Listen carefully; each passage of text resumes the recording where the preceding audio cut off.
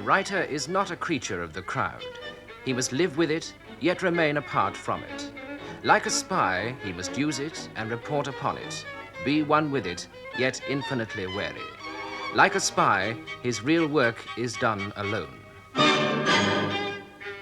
John le Carré's life began in Poole, Dorset, where he was brought up by his strict nonconformist grandfather. 31 years later, at the top of his profession, he spent some months as a full-time writer in Crete. Contrary to public imagination, the nearest he's been to real-life espionage was a brief stint with intelligence in Vienna. He spent his school days at Sherborne Grammar School and at Bern, Switzerland, took a first in modern languages at Oxford, and taught for some 4 years at Eton before joining the Foreign Office. Working with the Foreign Office, le Carré came to know Germany well. He was posted first to Bonn and then to Hamburg. He was in fact in Berlin when the wall was being erected.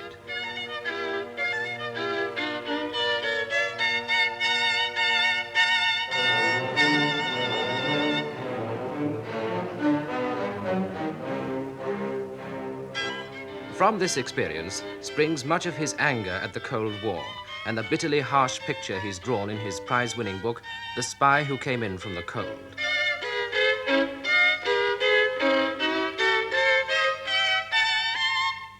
The fascinating thing about the spy war between East and West, he writes, is the way the directors live and work on the one hand with files and paper, and they plot and scheme. Then suddenly, there comes a moment of crisis when the files grow arms and legs, and then it isn't funny anymore.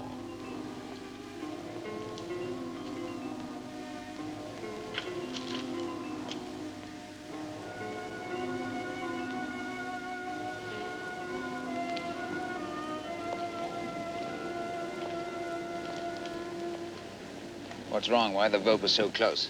I don't know. What are your orders for giving covering fire to protect a man on the run? They say shoot into the west, we shoot back, that's all. We cannot give covering fire, that's the truth. They tell us it would be war if we did. Got a man coming over tonight. Here, at this crossing point. It'd mean a great deal if we could get him out. Ask those places where you can climb. Not that kind. He'll bluff his way through. He's got papers, if the papers are any good. A man with a bicycle.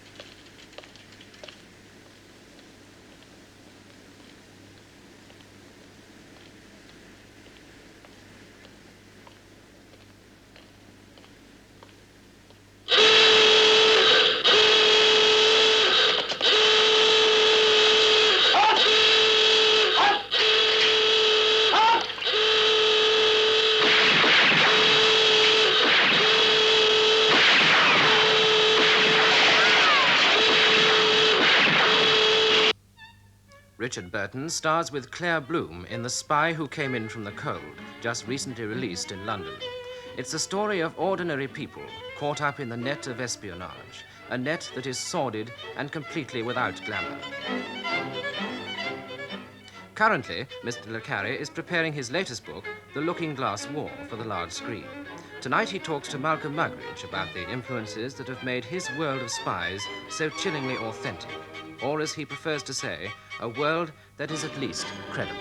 I noticed that when you were, in something I read of yours, you were going through the various woes of success. One of the things that you said was that you're confronted as a successful writer with a distorted picture of your real self on television, which you're expected to admire. Yes. Well, we must try and avoid that. Although I know exactly what you mean. Yes. I think it's the most difficult thing in the world, in the situation we're placed now, here in the studio, for you to be the real person that you are? I don't know why it should be so difficult. Well, I think that, of course, one is trying, obviously, both as a writer and now appearing with you, in some sense, to sell oneself. The circumstances here are slightly different, but I have been through the circus of PR. I've appeared on television endlessly. I could write a kind of Peter Ustinov essay on how the Germans treat you, how the Americans treat you, and so on. And none of those people on the sort of walk-on part that you're given really invite you to be anything other than what the public want you to be. They want to hear whether you write with a red pencil or a blue pencil, whether you get up at 5 or at 9, whether you're spoiled by success. And funnies about success are simply out of place. You can say you were spoiled before or you were vain before, but this is not what people want to hear. It is a strange thing, and therefore this particular method of projecting people, in a sense, comes to dominate them. So that, I mean, what you said carried one stage further, and then you really are that thing. Yes, I think that probably with the exception of the Victorian era, when even in this country we did try to make stars of our writers, there's never been a time when one's had to face such a glare of publicity when one was doing a lonely job. I think that this could very possibly, in the end, detract from the collective performance of young writers now, who are trying in the course of their lives to make a contribution to the minor English novel. Le Carré could destroy literature. It could very well destroy literature. So, I mean, yes. it might be that it's arguable, it's possible, Yes. that because people don't want literature. Do you see what I mean? Yes, I do indeed. And of course, hand in hand with that goes the materialistic instinct. Who is the champ? Who's the best man? Whom should we read? I've been in American bookshops, and I've seen people come in with a copy of Time magazine saying, please give me the bestseller list. Right. Which is super if you're on the bestseller list, but absolutely hair-raising if you're not. And it might, in the end, I mean, insofar as you and I mean a certain thing by literature, that thing might be unable to exist in these circumstances. Yes. Exactly as I read in the paper the other day that somebody had suggested that the way to work democracy was to conduct a poll, find out what people wanted in their leader, feed these qualities into a computer. Out of the computer would come a man. James Bond. Yeah, and look for that man. Yes. And yes. then you say, well, there's the man, he fits this. Yes. But now literature could be exactly the same. Yes, in indeed. fact, there are signs. And I've felt in this talk of yours about success, which I find passionately interesting, a sort of premonition that this might be happening. Yes. And that you might be a victim, am I right? I don't think I'm a victim, and like I said you anybody might else. be. Yes, I think that anybody could become one, like anyone else. Of course, I enormously enjoy being widely read and being highly paid for it. And I think that I also enjoy, if I'm absolutely honest, being able to go into a restaurant where people know me and getting a table when they apparently haven't got one, that kind of thing. But against that, I tried to make the point in the article or the talk to which you refer that a writer is a solitary. He is slightly out of tune. He is different. His methods of creation are the methods of a lonely person who is borrowing, abstracting experiences here and there and putting them together and trying to make a parcel, if you like, which you can then offer to the public. In that sense, he's an illusionist. And if people are constantly trying to look up his sleeve, then he's going to spoil his trick. Could this be why The Spy has interested you so much? Because he too, in a sense, is in that position, isn't he? Yes. I think the solitary interests me. In part, I have been a lonely person. Certainly the spy interests me because it's the solitary placed in the collective position. That's to say, he's representing some kind, or supposedly representing some kind of ideology, alone. He's what Edward Crankshaw recently called, and I twice quoted, the lonely decider. And this was why, I suppose, in the first place, yes, I felt an affinity with the spy figure. I tell you what I think happens, because I was a spy for about 18 months in rather sort of bizarre circumstances in the war in Portuguese East Africa. And of course it is true that you obviously the one point of your life is you can't be yourself. But of course, you very soon invent someone else. Yes. And that perhaps is where your theory of loneliness is a slight romanticization. Yes, I think that's very true. Of course, if you were to take, for instance, Koestler's Darkness at Noon, when you've taken the solitary and broken him down and brought him to the point of confession, which is what happens in Darkness at Noon, there's yet to be a story written about the romanticization of himself, which follows. Exactly. That is volume 2, when he says, really, my father didn't love me, and this kind of thing. In fact, he takes his own predicament, rather as a writer does, and then begins the work of the fantaisiste. And do you know, bearing out your point, I had a friend who was in one of these camps and afterwards got out, and he told me that the prison slang for a man who confessed was a novelist. Yes. They called him a novelist, so he's a novelist. Yes. And that meant that he was doing just what you say, Yes. that he was relieving his feelings, Yes. enjoying, in a sense, the only freedom that there Yes. is in a closed society, which is in prison, Yes. to produce a complete fantasy Yes. of himself. Well, of course, spies do this. Yes. And in a tiny way, even in the conditions of war and Portuguese Africa, one found oneself. Yes. So the reality becomes blurred. Yes. I think this is absolutely true, and again, I have tried to make the point at one time or another, and particularly in The Spy Who Came In From the Cold, that the action of a defector is not a dramatic one. He sees it perhaps in dramatic terms. His seducers put it to him in dramatic terms. But for him personally, it's a very, very small journey. And in the, talking of the jargon of the prison, in the jargon of spies, in the Russian jargon of spies, a fellow spy is called a neighbor. And it is a beautiful mate. thought. He's a mate. He's one of the profession. Yes. And like a doctor, you feel a bond with him, and you can operate on the same body. He's got Yes. more in common. Yes. Well, this I did try You to do. ram home in The Spy Who Came In From the Cold, where Lemus, the central figure, loves two people. One a communist girl, and the other a communist man. And paradoxically, and it's a deliberate paradox, by attempting to do the right thing, by approaching them out of some kind of humanitarian instinct, he destroys them both. Exactly. It is. This is a superb, in your book, is a superb analysis of that situation. What about working for films? You had to do a bit of that, haven't you? Yes, I've had a couple of goes at it, and I think that's warned me off forever. You're never going to do any more. I don't think so, no. I suppose I'll be tempted back into it. I worked quite a bit on the script of The Spy Who Came In From the Cold, but only after Paul Dane's script had been handed to me. I felt that was already very good, but it was just a question of, for them, putting back some original teeth, if you like. And that was quite painless, and I had the dubious pleasure of watching the film being made. Then I have written a script for The Looking Glass War. You did the whole script? I did a whole script for that. And I worked, of course, the book took me over 14 months to write. And I then spent, I think, 7 months on the script.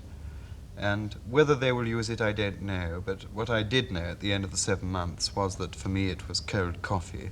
It's not a field that attracts you. No, it's not. And I originally made the rule when I was approached with film scripts that I would only script my own books.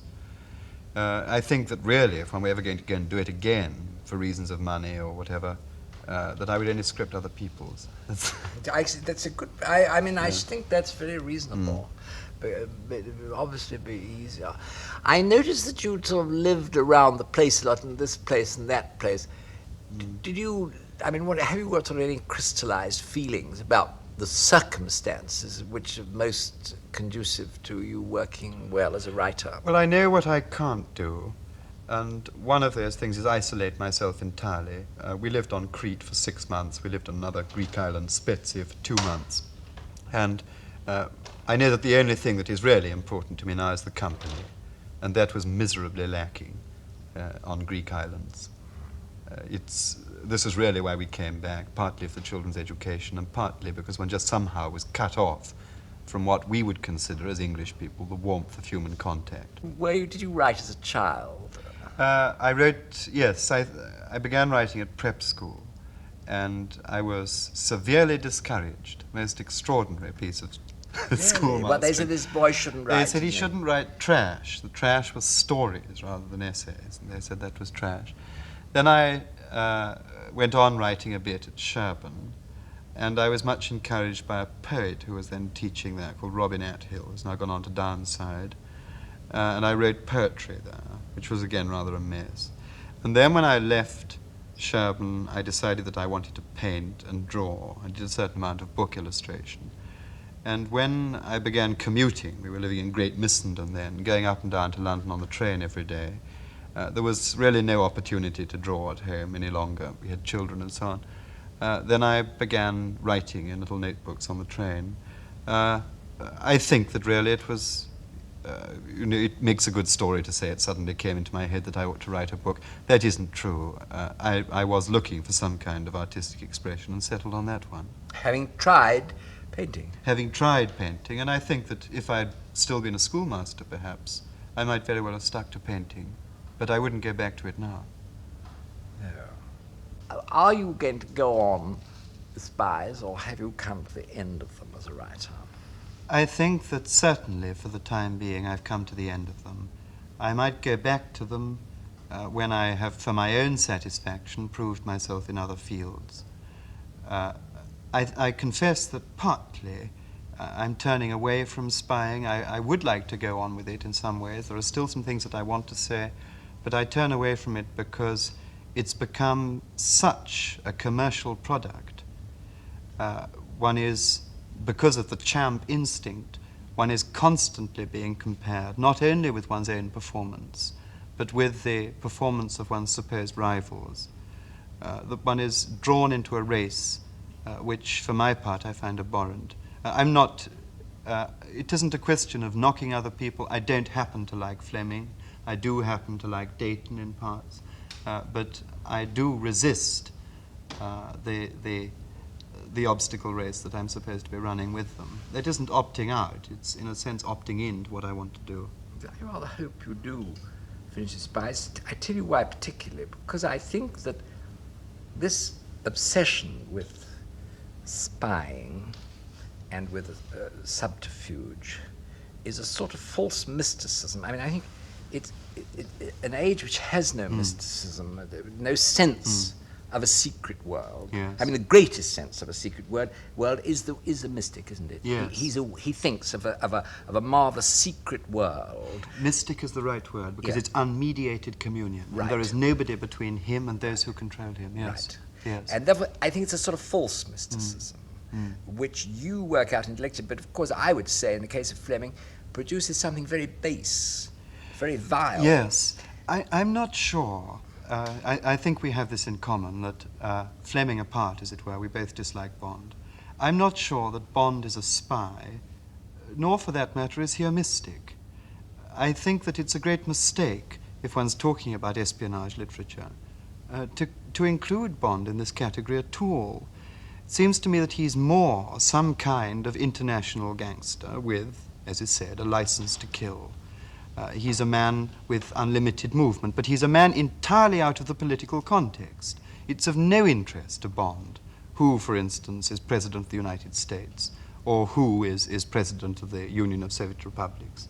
It's the consumer goods ethic, really, that everything around you, all the dull things of life, are suddenly animated by this wonderful cachet of espionage. The things on our desk that could explode, our ties which could suddenly take photographs. These give to a drab and materialistic existence a kind of magic which doesn't otherwise exist. A low magic. A low magic. That's my because, point, low. Yes, and they even are a kind of social soporific, because they convince us that the material things which so desperately need animation are of themselves in fact sufficient. Right.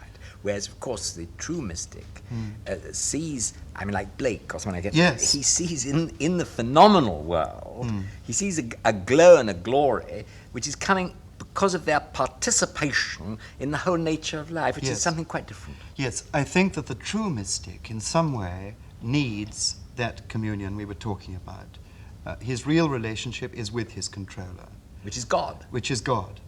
It must be. If you take the case, for instance, of Petrov, isolated from his controller by 6,000 miles or more, Canberra to Moscow, I think that he must have taken a real pleasure in these sort of ex cathedra orders. Where will you meet a man? On what street corner? What car will you hire? How much will you pay him? What dialogue will you raise with him? These things, which no ordinary person could conceivably accept as a discipline. These he needed. They give significance. They give significance to trivial things, Yes. which is what he wants. And I think that in such isolation, when such a person defects, as Petrov did, it was almost to feel on his own back the wrath of those who controlled him. And children behave in this way. How many have other writers about spies influenced you much? I suppose well, Green. of course. One sees that in your style a bit. What I love in Green, in every book he writes, is this sense of a moral search, still within the content of a story. But they are solitaries in search of some kind of fulfillment. There are paradoxes, of course, which we know, that they in some way approach God through sin and things of this kind. But it is the moral search of a lonely man that in Green, as in Conrad, attracts me irresistibly, I must admit. At least I read the political books. I read Yes. The Secret Agent and Under Western Eyes, which Yes. are two, in my opinion, marvelous Yes. studies of this particular thing that Yes. we're talking about. Yes. Classics Yes. in the Yes. field that you've Yes. written, and you would agree with that. Yes, I would. Have you delved much in this literature, this sort of documentation of espionage, the Royal Commission reports and all Yes. these things? Well, the Petrov case, which I referred to, fascinated me. The Guzenko case, which was again marvelously documented, I followed closely. Then I did plod round some of the more notorious post-war German spy trials, Felfer and Clemens. This was a marvelous, absolutely marvelous case. These were two people in the employment of the Federal, the West German intelligence agency. Both of them had Nazi records. Both of them were recruited by the Russians at the same time to work as double agents within the Federal German intelligence agencies against the Germans. And both on the 10th anniversary of their employment by the West Germans, which incidentally coincided with their recruitment by the Russians, celebrated with their wives at dinner the receipt of a citation from the Russians and a medal from the Germans. And this happy quartet was arrested a few days afterwards. It was beyond belief. But of course you can't, unless you're Graham Greene in Our Man in Havana, you cannot write about the realities of spying. It's too much fantasy. It's too ridiculous. If you write about Commander Crabbe, poor man with an antiquated frogman's suit, which, if reports are to be believed, was actually repaired with a puncture outfit, then you'd be laughed out of court. And the pundits, Maurice Richardson and Kenneth Alsop, will say, out with this, the man's lampooning what is holy. Yes. It has that enormous difficulty, that the fantasy of it is so great. That also, I think, is part of its appeal. It goes to the very heart of the fantasy of our time. What about your schoolmastering days at Eton? I know one of your books is set in a scene which I assume Yes. to be based yes, on analogies. Eton. Did you enjoy that? I don't think I did, really. I enjoyed, I suppose, Eton because it offers, as no other institution does, with the possible exception of Oxford and Cambridge, wonderful company, wonderful dinner parties. It offers, indeed, the relaxed, contemplative academic life up to a point, as long as you can forget the boys. That must be a little difficult. I quite agree. What about your childhood, this tremendously strong nonconformist? Isn't there a very strong Yes, nonconformist? there I'm was in reading the about your beginning. grandfather. Yes, there was in the beginning. I had a very mixed childhood because I had effectively no mother from the age of about 5. I was largely brought up by my grandparents the early part of my life, and then the war came, and I was suddenly rooted clean out of that nonconformist, very strict atmosphere. No Sunday papers, no playing in the sandpit on Sundays, no bad language, no drink unless it was medicinal, and so on, and became a kind of war baby, dragged round the Chalfonts and then whisked off unaccountably to Aberdeen. And the only touchstone I had with people was at school, and I also seemed to change my schools a lot. So that I had an unsettled, rather roving life, in which, from largely a working class background, I was being groomed for something rather more refined. And I think that the social preoccupations in my books, which are fairly strong, Really? do in part stem from a kind of private insecurity about whether I was really equal to the company for which I was being groomed, whether I was not playing some kind of part in order to be in with the right people, and so on, a kind of rather disagreeable social striving, which I now regret. I think that was... Did this very strong sort of Puritan strain in your grandfather, did that leave any trace, do you think, in you on your views? I think it probably did. Hell, did you... Hell played a big part, but so also did heaven, and everything in my sort of early life with my grandparents, from the loss of a pin to the discovery of a 10-shilling note, was the result of the divine intervention of God. And I suppose that one never quite gets rid of these things. I'm not suggesting that I believe that now, but I was certainly taught to believe it at that age. Some might have left something in your Yes, mind. yes. Do you think your worry, which I notice in things you've written about being rich, might derive a bit from that? Yes. I feel it has worried you. Yes, I think that's very probably true. Hasn't it worried you? I mean, Yes, it has worried me. It still does worry me.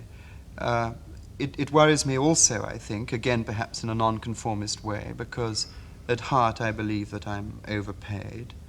At heart I feel, I think, guilty about other writers who perhaps have more talent than I and a great deal less money, who've never found recognition of any kind and may never do so. People who are working in hundreds with great ideas and great talent and great literacy and articulation, who for some reason never quite get off the ground. But, you know, one can't go on crying about it forever. It's luck. have you any sort of idea about what you're going to do next? I have, yes. I have a couple of books that I would like to write, and On quite different sort of themes. on quite different themes, one of which I'm writing now. But here the cautious instinct raises its head. I would hate to talk about that. Well, I think you're absolutely right. The point is that you're going to do something different. Yeah. And we shall look forward to it. It's...